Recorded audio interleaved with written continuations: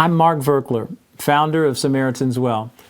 I've been a counselor, a licensed counselor, for over 30 years. In these teachings, I'm going to teach the key things that I've used for counseling people and from a biblical perspective. The first three teachings will be on forgiving others, forgiving ourselves, and forgiving God. So first, forgiving others. Mark 12:30 and 31 says, "And you must love the Lord your God with all your heart, all your soul, all your mind, and all your strength." The second is equally important. Love your neighbor as you love yourself. No other commandment is greater than these. Love others in balance with the way that you love yourself. Some people are out of balance in loving others and not themselves. Some people are out of balance in loving themselves and not loving others enough. I'm sure you know a few people like that. So let's think about this for a minute. Jesus says, keep them both balanced. How do you forgive others if it's out of balance? You can't do it from a distance. You have to own it. It takes courage to forgive others. So think about this for a minute. For me to forgive someone, I have to acknowledge or hold close the hurt that I've felt from them and the anger. The hurt is about injustice. The hurt is about how much I have grieved, okay? The anger, or sometimes even hate, right, is about the injustice. And so let's think about this for a minute. The Bible says that really hating someone is loving them less than God asked me to love them. So when he says you must hate your mother or your father, your brother, your sister, yes, even your own life, what does he mean?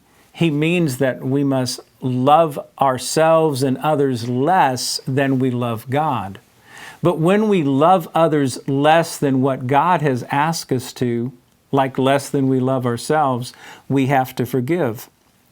So think about one way to do this is to write down in a journal, just between you and God, all the ways this person has hurt you, all the ways that you're angry with them.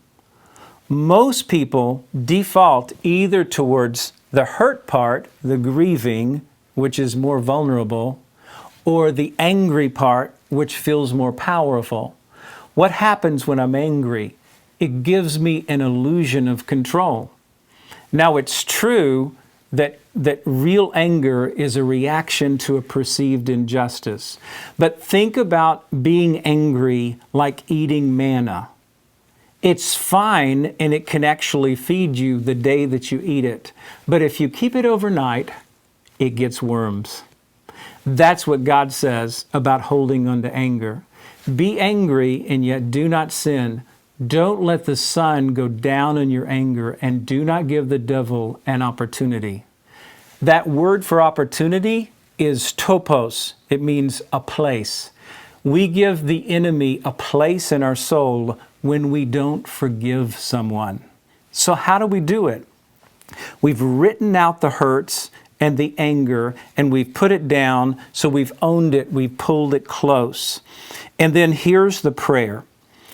Lord, show me everything I've not released and totally forgiven this person for. And number two, Lord, I forgive this person, and be specific with every wrong. Third, Lord, I bless this person. One of the most important verses for forgiveness is Matthew 5:44.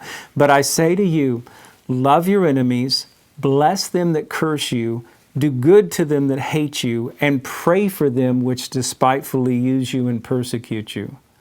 Bless them is the way to cap off forgiveness. Well, thanks for joining us today. You can find us at SamaritansWell.com and Samaritan's Well on Instagram, YouTube, Facebook, and LinkedIn. We offer counseling, coaching, and conferences. And check back soon for the Samaritan's Well counseling and coaching certification. Call or text us at 469-296-8569. Thanks.